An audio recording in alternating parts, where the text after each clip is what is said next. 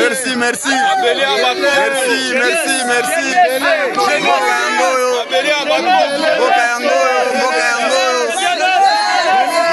Mesdames et messieurs, bonjour. Merci de nous suivre de partout à RDC, mais également à travers le monde. Merci de votre fidélité à notre chaîne de télévision. Nous sommes vendredi 4 avril 2025.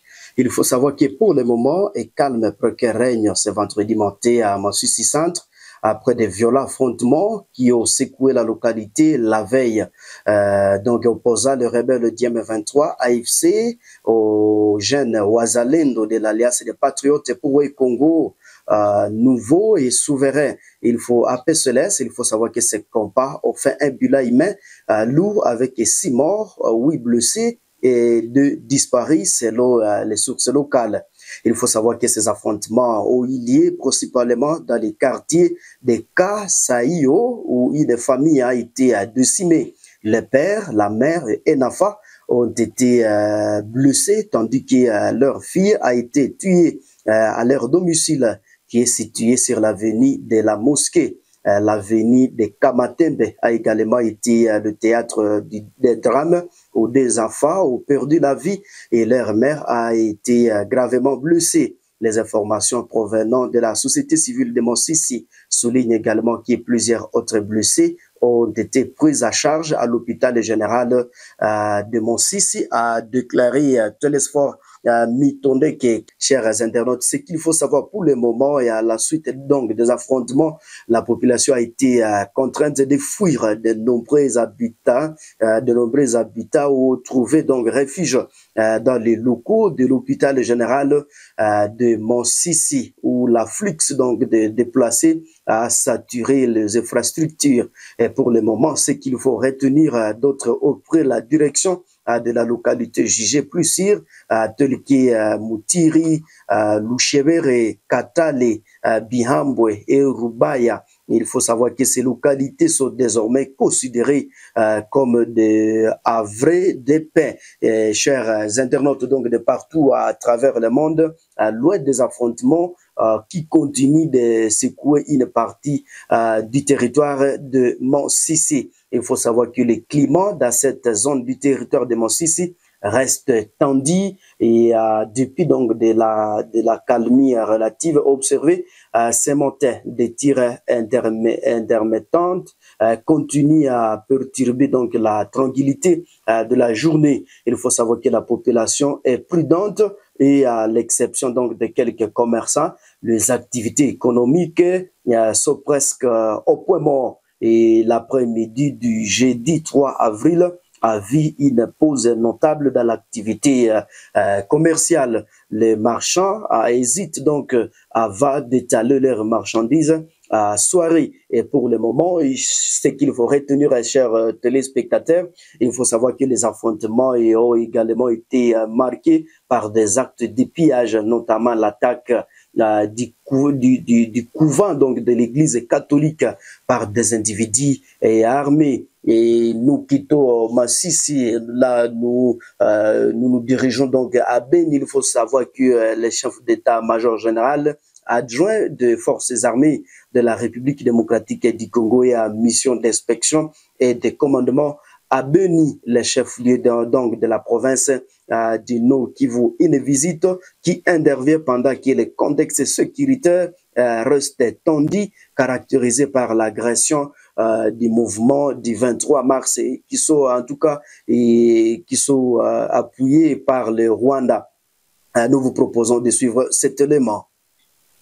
La visite du chef d'état-major général adjoint des FARDC en charge des opérations et renseignements s'inscrit dans le cadre d'inspection et de commandement des troupes engagées dans les opérations à Beni. Lors de son arrivée à Beni, le lieutenant général Jacques Ichaligon Zandourou a invité la population locale à garder son calme en affirmant que des opérations militaires étaient en cours pour stabiliser la région.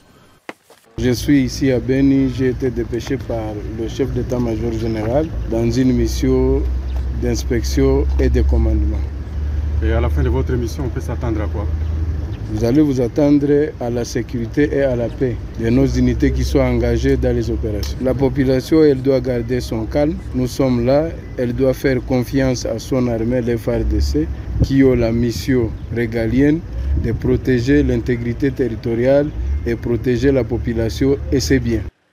Depuis l'occupation de Goma par les rebelles du M23 soutenus par le Rwanda, Beni sert de siège temporaire aux institutions provinciales. Le gouverneur militaire y a également établi son quartier général, mais d'autres groupes armés, à l'occurrence les forces démocratiques alliées ADF, mènent encore des attaques sporadiques contre les populations civiles dans les territoires de Beni. D'après plusieurs sources au sein de la société civile, les rebelles seraient en train de se réorganiser et projettent des attaques dans de grandes agglomérations, notamment secteur Beni-Mpaou. D'après les mêmes sources, les rebelles profiteraient d'une trêve observée dans les opérations. Les troupes étaient concentrées en territoire de Lubero où est située une ceinture de sécurité contre la progression des rebelles du M23. Chers téléspectateurs, il faut savoir que le président congolais Félix Tshisekedi Tshilombo a reçu une délégation du président américain Donald Trump à Kinshasa. La délégation a été dirigée par Mossad Boulons, conseiller principal pour l'Afrique. La réunion portait sur la crise dans l'Est de la République démocratique du Congo et sur les investissements américains dans le pays. Il faut savoir que le gouvernement congolais est à la recherche donc de soutien international pour mettre fin au conflit. Je vous propose de suivre ces reportages.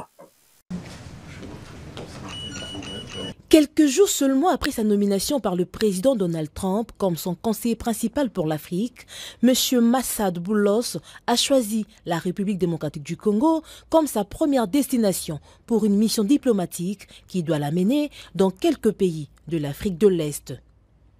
Accompagnée de Mme Corinna Sanders, secrétaire d'État adjointe pour les affaires africaines, et de M. Dan Dunham, directeur du Conseil national de sécurité pour l'Afrique, le conseiller principal du président américain a eu une longue et fructueuse discussion avec le président Félix-Antoine Tshisekedi Tshilombo.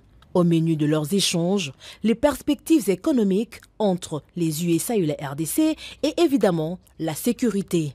S'exprimant devant la presse présidentielle en français, le conseiller principal pour l'Afrique du président Trump a été très clair et pragmatique sur les deux sujets. La RDC et les USA sont déterminés à redynamiser leur coopération stratégique mutuellement avantageux. J'ai apprécié l'opportunité de rencontrer le président Tshisekedi aujourd'hui.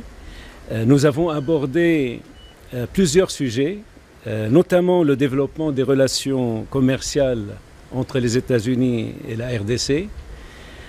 Vous avez entendu parler d'un accord sur les minéraux. Nous avons pris connaissance de la proposition de la RDC et je suis heureux d'annoncer que le président et moi avons convenu d'une voie à suivre pour son élaboration. Je me réjouis de collaborer avec le président et son équipe pour établir une relation plus profonde qui profite le peuple congolais et le peuple américain. Stimuler les investissements du secteur privé américain en RDC, notamment dans le secteur minier, est un objectif commun qui contribue à la prospérité de nos deux pays. Bien sûr, nous avons besoin d'un environnement plus propice aux affaires pour atteindre cet objectif. Soyez assurés que les entreprises américaines opèrent en toute transparence et stimuleront les économies locales. Il s'agit d'investissements de plusieurs milliards de dollars. Il s'agit d'emplois de dizaines de milliers de personnes. Il s'agit de transfert de connaissances. Il s'agit d'investissements dans l'infrastructure du pays. Mais il ne peut y avoir de prospérité économique sans sécurité. Donc, nous avons également discuté du conflit de l'Est de la RDC. Les États-Unis restent déterminés à soutenir la fin du conflit dont l'Est, et nous discutons des prochaines étapes avec nos partenaires congolais. Nous souhaitons une paix durable qui affirme l'intégrité territoriale de la RDC et la souveraineté de la RDC et jette les bases d'une économie régionale florissante. Cette relation présente un grand potentiel et nous apprécions l'occasion de discuter de la voie à suivre avec nos homologues ici à Kinshasa. Un engagement clair des USA aux côtés de la RDC et le soutien au processus régional peut faire cesser la guerre injuste, croit-on savoir.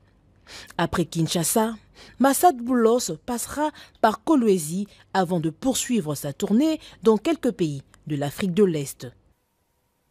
Chers téléspectateurs, c'est ici où nous mettons un point final pour ces actualités d'avant et à midi de ce vendredi et 4 avril 2025.